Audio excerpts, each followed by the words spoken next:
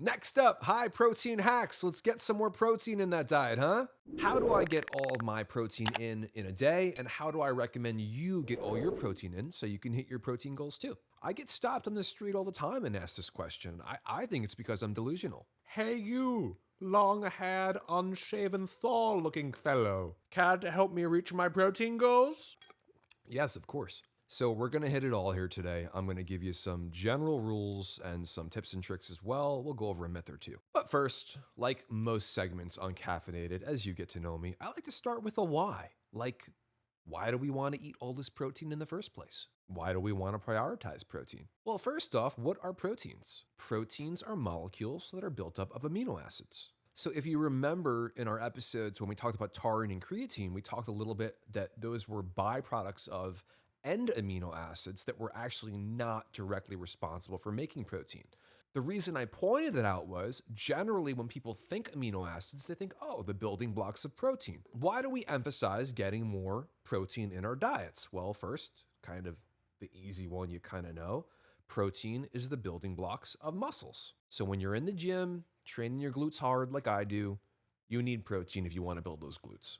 Second reason protein is really important is protein in itself is satiating. So when I'm on a diet that's calorically limiting in any way, be it I'm cutting, trying to lose fat, or I'm just even counting my calories to make sure I'm maintaining my weight, I'm not gaining or losing, protein's really important. So protein is not just for building new muscle or maintaining the muscle I have, which it is for, it's also to keep me from getting too hungry. The third reason we want to make sure we're eating enough protein is it's very good for our bone health. Now, the fourth one is a really big one. Protein can help us actually speed up our metabolism because of the thermic effect of food, TEF. This begs the question we hear sometimes, are all calories created equal? Well, yes, a calorie is a calorie is a calorie. And we are either gaining, maintaining, or losing weight based on our consumption of those calories versus how many we're burning. That being said, it actually takes energy to digest food.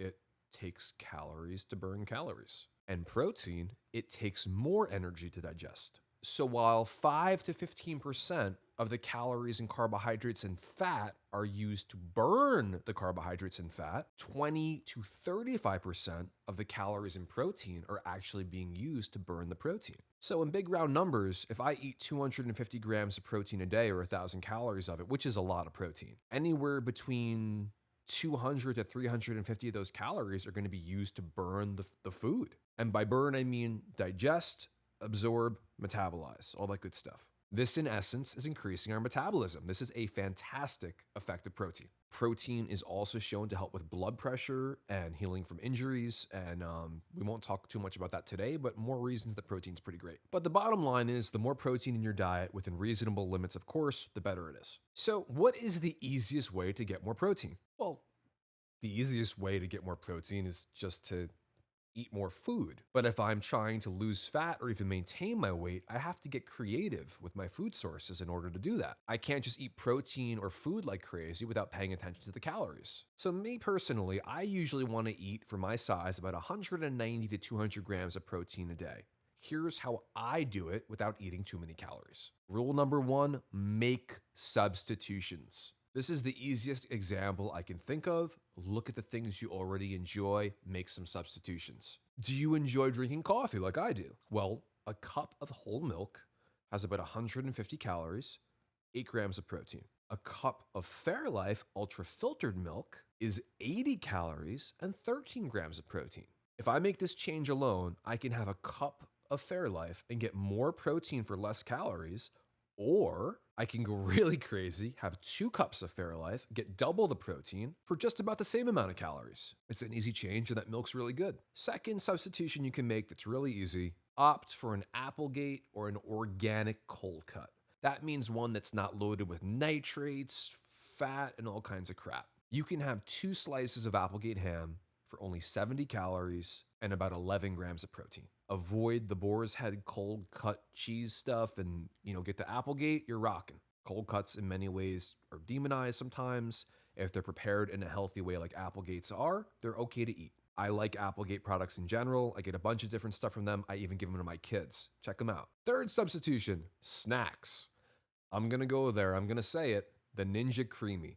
If you like ice cream and you don't have a Ninja Creamy already, you're crazy. Why even tempt yourself? Just eat the ice cream that's delicious and don't feel bad about it. High protein ice cream, delicious, lower calories, more protein.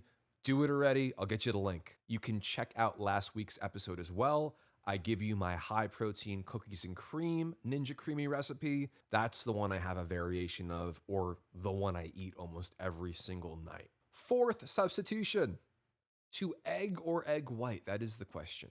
If I'm going to make breakfast for myself, and let's say I would like to have 2 eggs, that's in the neighborhood of about 100 grams of egg or 150 calories. Figure about 12 grams of protein. Not terrible. Eggs are healthy foods. I eat eggs. But what if I want more protein or more calories to spare or some variation of the two? Well, if I have 1 egg and 150 grams of egg whites, that's more food right there. That's more volume for the same calories, more satiation, feeling fuller. And now I'm getting almost 23 grams of protein, right? Almost double the protein for the same amount of calories. Great choice. This doesn't mean you can't eat whole eggs. I eat whole eggs, but if you can mix in egg whites too, even in my baking, I love to use egg whites in my baking. You know, you're getting more protein for less calories. Do yourself a favor, at least try it. Sometimes having fewer egg yolks and more egg white, you don't even taste the difference as much as you think you will. So again, more protein, less calories, because eggs have a good amount of fat in them, which brings us to our second rule. Emphasize protein and carbohydrates in your diet. Eat fat, a healthy amount of fat, but not too much. Why? Well, in very broad brushstrokes, we know that protein helps build muscles, carbohydrates help fuel our muscles and our bodies, and fats, among many other things, hormonally help keep us in a good place. Now, it's much more complex than this, but I like to look at it like a car. If your body was a high performance vehicle, which in some ways it is, the protein is the structure of the vehicle. The carbs are the fuel for the vehicle, and the fats are really everything else the vehicle needs to run as well as it can, be it, motor oil or windshield wiper fluid. It's the air and the tires, I don't know. I recommend, especially if you're flex dieting like me, first determine what your protein goal is, which is safely about 1 gram a pound of body weight. If you weigh 200 pounds, 200 grams of protein. Even if you get a little less than that, you're fine. That's more than enough. Once you've determined how much protein you should be eating, you can then determine the minimum amount of fat that you need. This is to maintain hormonally a healthy balance and also consider your dietary preference as well. The minimum amount of fat you're going to want to be eating is going to fall somewhere between 0.25 to 0.4 grams per pound of body weight. That's not a ton of fat. That's not a lot of calories. The idea is make sure you're at least getting that and eat more if you'd like. Lastly, everything else you want to be eating can be carbs. Me personally, I love emphasizing protein and carbs and eating a little less fat. The reason is, for every gram of protein and carbs, it's only 4 calories. For fat, a gram is 9 calories. It's much more calorically dense. So basically, 100 grams of protein or carbs is 400 calories. 100 grams of fat is 900 calories. The reason I emphasize protein and carbohydrates more than fat? It allows me to eat more in general. It allows me to leave more room in my diet to hit my protein requirements. If we front load our diets with fats, be it foods I love too, healthy foods, like olive oils, cooking oils, or peanut butter, which I really love, it can be very easy to hit our caloric goal very quickly. And we may be falling short of our protein goals then, which brings us to our third rule. Rule number 3, plan your meals in advance. Even if you're not meal prepping, even if you don't know how much you're going to eat in a meal, at least know what you are eating. Example, I'm someone who eats 5 times a day. Meal number 1, I'm going to have a protein shake. Fine. Meal number 2, I'm going to have some lean beef. Meal number 3, which is kind of a snack, I might have some cottage cheese. Meal number 4, I could have some poultry, some chicken. Meal number 5, I'm going to make a Ninja Creamy. I'm going to have the Fairlife milk in it. That's where I'm going to get that protein from. Now I know 5 different sources a day that I'm going to be getting my protein from. What if I like to have a bigger dinner and smaller snacks? Or what if I like a big breakfast and a smaller dinner? It doesn't matter. As long as you're getting enough protein in the day, you are fine. See, what we're trying to avoid here is a situation where even if you're tracking your calories and macros, and more power to you, a lot of people don't even do that. You might get to your last meal and you might need like 40 more grams of protein to hit your goal. You might only have 150 calories left. That could be tough to do, which brings us to not our next rule, but our next myth, which we must dispel. Protein timing, or as I like to call it, Lord of the Protein, the bullshit of meal timing. I said bullshit. And a bullship, ladies and gentlemen, is a vessel commodored by a bull. You see, many years ago, when I was a young man, protein timing was all the rage. It was insane. If I did not get home within half an hour of my workout and consume X amount of protein, I don't even remember what the hell it was. It was like you might as well have not worked out. You did it all for nothing, kid.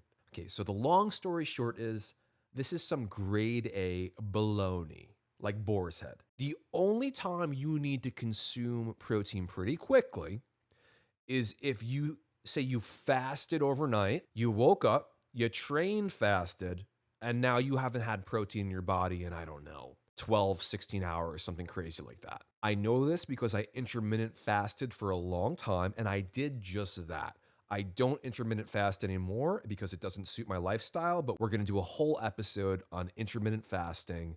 Really interesting stuff. Now I consume about 5 meals a day and I eat protein all throughout the day. And again, whether I get my post workout meal 20 minutes or an hour and 20 minutes after my workout, the science says it really doesn't matter all that much. Don't make yourself nuts. In my experience, I actually think your pre workout meal of consuming protein and carbohydrate before you train is actually a lot more important than your post-workout meal to begin with. So let's sum it all up for you here, all right? Number one, make better food choices. Include substitutions to make it easier for you to get more protein. Number two, do not eat an unnecessary amount of fat where you're not leaving enough calories to hit your protein goal. And number three, track and plan your day out as far as macros go so you don't end up at the end of the day with a whole lot of protein left to eat, not a whole lot of calories to do it with. And again, do not buy into the bull commodored vessel that you must eat X amount of protein within 20 minutes of your working out. Otherwise, the